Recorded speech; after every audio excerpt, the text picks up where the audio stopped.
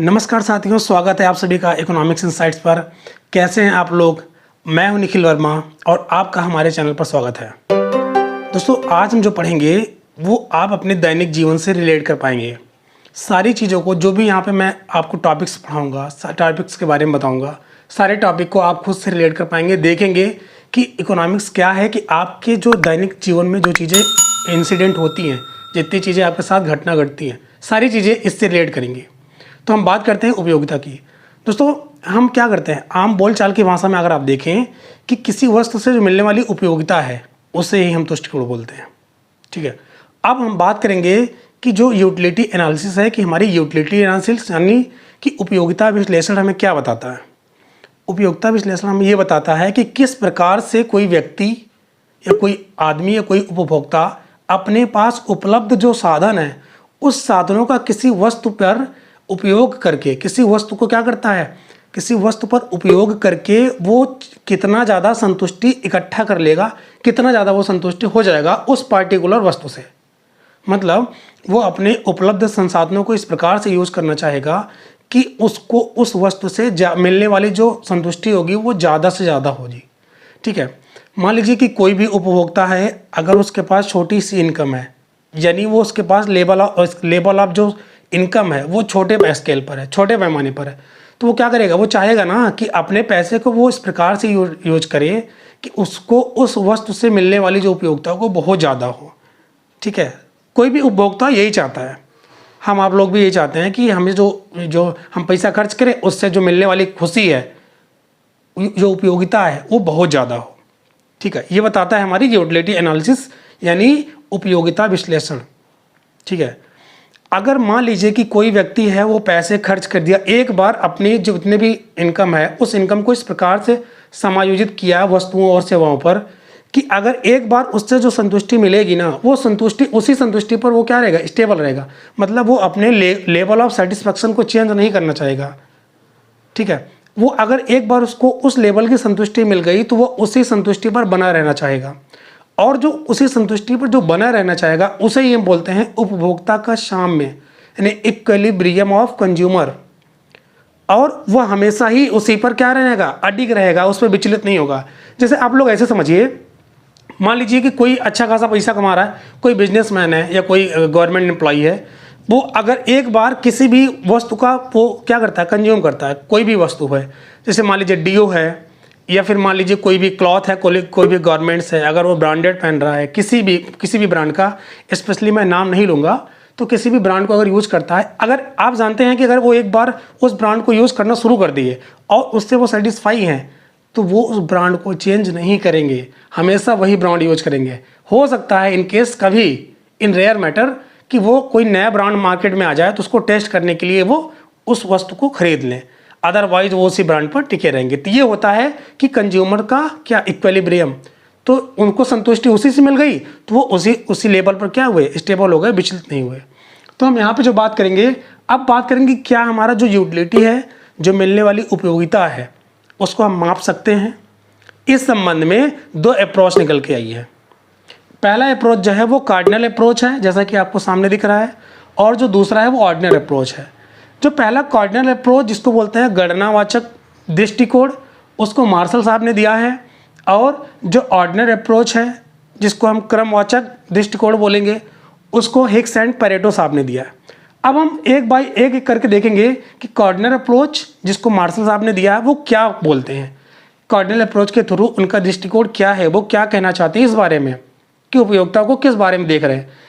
तो मार्शल साहब बोलते हैं कि जो हमारी उपयोगिता है, जो यूटिलिटी है, वो एक साइकोलॉजिकल एलिमेंट है, मतलब मनोवैज्ञानिक तत्व है।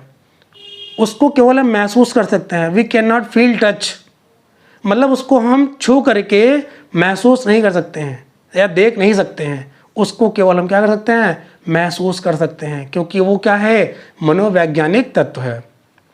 इन्होंने बताया कि हम जो उपयोगिता है उस उपयोगिता की गणना मुद्रा रूप में कर सकते हैं। इन्होंने जो मनी है उस मनी को एक स्केल मान लिया है कि हम जो यूटिलिटी है उसको मनी में कन्वर्ट कर सकते हैं, मनी में उसको हम माप सकते हैं। इन्होंने कहा कि जो हमारी उपयोगिता है उसको हम जब मापेंगे, उसको इन्होंने एक काल्पनिक मेजरमेंट लिया जिसको हम बोलते हैं यूटिल्स, मतलब उसको हम यूटिल्स में मेजर करेंगे। तो इन्होंने ये बताया कि किसी भी वस्तु के उपभोग से वंचित रहने की अपेक्षा हम उस वस्तु को खरीदने के लिए, या उपभोक्ता उस वस्तु को खरीदने के लिए जितना रुपए देता है, जितना रुपए वो उस वस्तु को खरीदने के लिए देता है, वह मुद्रा रूप में क्या है, उसकी उपयोगिता है। ठीक है, मतलब ऐसे समझिए आप, जैसे मान लीजिए आप मार्केट में जाते हैं, कोई भी वस्तु आप देखते हैं, अगर आपका मन नहीं है लेने के लिए, लेकिन तब भी आप उस वस्तु को खरीदने के लिए जाते हैं, तो आप उस वस्तु को मान लीजिए कि मन नहीं है तब भी लेने जाते हैं, तो आप सोचते हैं ना कि हम ऐसे कुछ रुपए दे दें, शायद मान जाए तो ठीक है, नहीं तो हम नहीं लेंगे क्योंकि हमें चाहिए भी नहीं।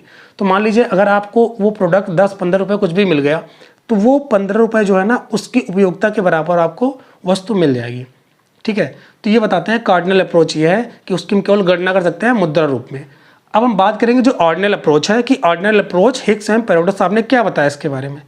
इन्होंने कहा कि जितनी भी वस्तुएं हमारी हैं, जितनी भी कमोडिटी है, जितने भी गुड्स हैं, उनसे जो मिलने वाली उपयोगिता है, जो यूटिलिटी है, उसको हम एक ऑर्डर में रख सकते हैं, एक क्रम में रख सकते हैं, यानी first, second, third, fourth etcetera, इस प्रकार के और सारे। तो उन्होंने बताया जैसे मान लीजिए कोई उपभोक्ता है, वह रसगुल्ला और सेब खाता है। ठीक है, और आप लोगों में से बहुत लोग होंगे जो रसगुल्ला और सेब खाते होंगे, बड़े चाव से खाते होंगे। खैर ये पार्ट्स ऑफ जोक। तो जो रसगुल्ला है और जो सेब है, कोई उपभोक्ता अगर इसको कंज्यूम करता है तो वो वही बता सकता है कि हमें रसगुल्ला अगर ज़्यादा पसंद है सेब की अपेक्षा, तो वो बता देगा कि हमें रसगुल्ला ज़्यादा अच्छा है, सेब कम अच्छा है। मतलब प्रियोरिटी किसको देगा, रसगुल्ला को, यानी हमारा जो रसगुल्ला है उससे मुझे ज़्यादा संतुष्टि है, किसकी अपेक्षा, सेब की अपेक्षा। मतलब हम जो उपयोगिता है उसको एक क्रम दे सकते हैं, एक ऑर्डर दे सकते हैं, जैसा कि किसने बताया, हिग्स एंड पैराडोस आपने बताया। ठीक है, अब हम बात करेंगे कि जो हमारी उपयोगिता है उसमें क्या क्या खास बात है, किस किस चीज़ पर हमारी उपयोगिता डिपेंड करती है, निर्भर होती है। जैसे कि यहाँ पे लिखा हुआ है कैरेक्टरिस्टिक्स ऑफ यूटिलिटी। ठीक है, यानी उपयोगिता का विशेषता क्या है, क्या क्या गुण होते हैं उपयोगिता में, एक एक एक जान लेते हैं। जैसे कि आपके यहाँ पे लिखा है आवश्यकता एवं तीव्रता। ठीक है, कहने का मतलब है आपकी वांट और इंटेंसिटी, इसको समझते हैं कैसे, क्या गुण होता है उपयोगिता में। दोस्तों आपको पता है कि जैसे मान लीजिए कि आप घर में अगर रह रहे हैं, आप पढ़ाई लिखाई कर रहे हैं, कुछ भी कर रहे हैं, तो आपको मान लीजिए अगर आप पढ़ाई कर रहे हैं तो आपको क्या चाहिए, पेन चाहिए, कॉपी चाहिए, बैग चाहिए, एक्सेट्रा वगैरह। मतलब ऐसे सारे भी एलिमेंट्स चाहिए जो आपको पढ़ाई में, जो आपकी स्टडी में मदद कर सकते हैं, हेल्प कर सकते हैं। ठीक है, तो वो क्या है, पेन है, पेपर है, बैग है, बहुत सारी चीज़ें क्या हैं, उनसे आपको यूटिलिटी मिलती है, उपयोगिता मिलती है, तभी ना आप उस चीज़ को लिए हो। घर में बहुत सारी चीज़ें ऐसे रखी होती हैं जिनकी वजह से आपको उस चीज़ को क्या मिलती है, उपयोगिता मिलती है। नहीं तो आप क्यों रखेंगे भाई, आप घर में पेड़ क्यों नहीं रख रहे हैं, क्योंकि आपको यहाँ पर उसकी उपयोगिता नहीं है। ठीक है, तो यानी आपकी आवश्यकता से ही क्या आपकी उपयोगिता है। आपकी आवश्यकता है ये मार्कर की, तो आपने इस मार्कर को ले लिया, तो मार्कर से आपकी उपयोगिता बन जा रही है, आपको उपयोगिता मिल रही है। आपको ज़रूरत है एक वाइट बोर्ड की, चूँकि मुझे इसकी क्या मिल रहा है, उपयोगिता मिल रहा है, तो मैंने इसको अफोर्ड कर लिया है। आपको ज़रूरत है, आपको बैठने की ज़रूरत हो, आप एक चेयर अफोर्ड करेंगे, तो चेयर भी क्या है, उससे भी आपको क्या मिलती है, यूटिलिटी मिलती है। यानी हर वो चीज़, हर वो वस्तु जिसके अंदर वांट सेटिस्फाइंग कैपेसिटी होती है, यानी आवश्यकता को पूर्ण करने का क्या होना चाहिए, क्षमता होनी चाहिए, सब यूटिलिटी होती है। तो हम कहा थे आवश्यकता थे और तीव्रता। दोस्तों आपको पता है कि जैसे मान लीजिए कि हमें कोई भी चीज़ तुरंत चाहिए, और उसके लिए अगर आपको मान लीजिए वो वस्तु 100 रुपये की है, अगर आपको तुरंत ही चाहिए, होता है ना कि आप जनरली जाते हैं जब मार्केट में कोई भी चीज़ चाहिए आपको, मान लीजिए सुबह सुबह ही आप चले गए मार्केट में, चले गए, आपको सुबह सुबह कोई चीज़ चाहिए, किराने स्टोर का दुकान बंद है, तो मान लीजिए कि आपके यहाँ कोई गेस्ट आए हैं, आपको 5 रुपये वाला जो नमकीन आता है, तो आप क्या चले गए दुकान पे, तो दुकान पे जाने के बाद बोलेंगे, दुकान तो शटर डाउन है, तो बोलेंगे भैया मुझे 5 रुपये वाले नमकीन के पैकेट दे दीजिए। दुकानदार बोलेगा अभी नहीं, 10 बजे के बाद आइएगा। तो बोलेंगे भैया आप 5 के बजाय हमसे 10 ले लीजिए, लेकिन हमारे यहाँ चूंकि गेस्ट आए हैं तो आप हमें 10 रुपये भी आपको देने के तैयार हूँ। तो इंटेंसिटी क्या है, आपकी खरीदने की क्षमता है, कितनी ज़्यादा तत्परता है किसी चीज़ को लेने की, तो उसकी वजह से उपयोगिता उसकी बढ़ जाती है। हालांकि वो जो नमकीन का पैकेट मैं आपको बताया वो 5 रुपये का ही है, लेकिन आपकी तीव्रता इंटेंसिटी है जिसकी वजह से आप 10 रुपये के बराबर उस नमकीन को पैकेट को क्या करना चाह रहे हैं, परचेज करना चाह रहे हैं। तो आपकी इंटेंसिटी यहाँ पर इंटेंसिटी से क्या करती है, उपयोगिता को बढ़ा देती है। उसके बाद हम बात करते हैं भौतिक रूप नहीं होती। यूटिलिटी का कोई भौतिक रूप नहीं होता, जैसा कि मैंने आपको बताया, ठीक है, शुरू में ही बताया। कहने का मतलब है कि जो हमारी उपयोगिता है, जो यूटिलिटी है, उसको हम टच नहीं कर सकते। We can not touch, only we can feel, that's called utility. मतलब उपयोगिता को केवल हम महसूस कर सकते हैं, हम उसको छू नहीं सकते, इसलिए उपयोगिता का कोई भौतिक रूप नहीं होता। ये होती है क्वालिटी, किसमें, यूटिलिटी में। अब बात करते हैं सापेक्षिक होना। मतलब कि हमारी जो यूटिलिटी होती है वो रिलेटिव होती है, समय के अनुसार, समय के अकॉर्डिंग वो चेंज होती रहती है। समझते हैं कैसे? जैसे यहाँ पे लिखा हुआ है व्यक्ति, समय और स्थान, ठीक है। अब जैसे कोई व्यक्ति है, घर में है, कोई मान लीजिए व्यक्ति है, वो घर में है, हालांकि वो गवर्नमेंट एम्प्लॉय है, जब वो ऑफिस में जाएगा तो ऑफिस में उसकी यूटिलिटी, उसकी उपयोगिता कुछ और होती है। मतलब उसका सम्मान है ऑफिस में, उसको वहाँ पर लोग क्या है, सम्मान की दृष्टि से देखते हैं। लेकिन चूंकि वो घर में आ गया है तो घर में जानते ही हैं, तो वो ऑफिस जैसा आपको सम्मान घर में नहीं मिलता है। तो क्या है, व्यक्ति की जो उपयोगिता है वो अलग अलग स्थान पर बदल जाती है। अब समय की बात करते हैं।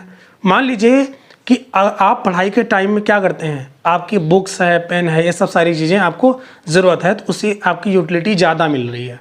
लेकिन जब आप पढ़ाई करके एक जॉब में आ जाते हैं, जॉब प्रोफेशन में आ जाते हैं, चाहे आप गवर्नमेंट एम्प्लॉय हो जाते हैं, चाहे आप प्राइवेट एम्प्लॉय हो जाते हैं, तो उस सिचुएशन में क्या होती है, आपका वहाँ पर जो यूटिलिटी है, आपका पेन और पेपर, तब उसकी ज़्यादा यूटिलिटी घट जाएगी। लेकिन उस समय जब आप करेंगे उसकी यूटिलिटी बढ़ जाएगी। मतलब जब तक आप पढ़ते थे इसकी यूटिलिटी ज़्यादा थी, लेकिन आप एक गवर्नमेंट एम्प्लॉय, प्राइवेट एम्प्लॉय हो गए हैं, तो वहाँ इसकी उपयोगिता घट के वहाँ की उपयोगिता ज़्यादा बढ़ गई।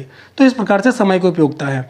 और वैसे भी आप आज पढ़ रहे हैं, स्टूडेंट हैं, तो आपकी उपयोगिता वैसे कम है दूसरों की नज़र में, जब तक आप कुछ नहीं बन जाते। जब आप बन जाएंगे तो आपकी उपयोगिता क्या है, बढ़ जाएगी। वही लोग जो आप पढ़ाई कर रहे हैं, हो सकता है आपको सम्मान की दृष्टि से ना देखें, लेकिन आप जब पढ़ करके एक हाई लेवल की पोस्ट को अचीव कर लेंगे तो वहाँ पर आपको सम्मान ऑटोमेटिक बढ़ जाएगा। इस प्रकार से आपकी उपयोगिता क्या है, वहाँ पे बढ़ जाएगी, अभी डाउन है, ठीक है। अब आगे देखिए, स्थान है, स्थान की ले लीजिए। स्थान के परिप्रेक्ष्य में किस प्रकार से उपयोगिता यहाँ पर अपनी क्वालिटी को एग्जिट करती है, ध्यान से समझिए।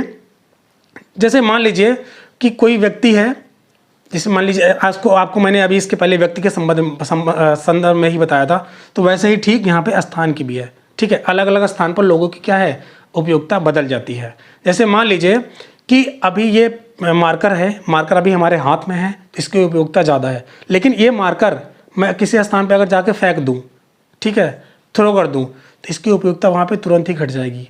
यहाँ पे है, मेरे पास में है, अभी इसकी उपयोगिता है, यूटिलिटी है, इसको ज़्यादा वैल्यू समझ देंगे। लेकिन अगर यही मार्कर फिनिश हो जाए, इसकी इंक खत्म हो जाए, या खत्म बिल्कुल ये चलने की कंडीशन ना हो, हम फेंक देंगे, इसकी उपयोगिता घट जाएगी। तो स्थान के हिसाब से ये भी समझ पाएंगे आप। उसके बाद नैतिक मूल्यों से अप्रभावित। दोस्तों आपको मैं बता दूं कि जो हमारी यूटिलिटी होती है ये नैतिक मूल्यों से प्रभावित नहीं होती है, यानी अप्रभावित होती है। कैसे?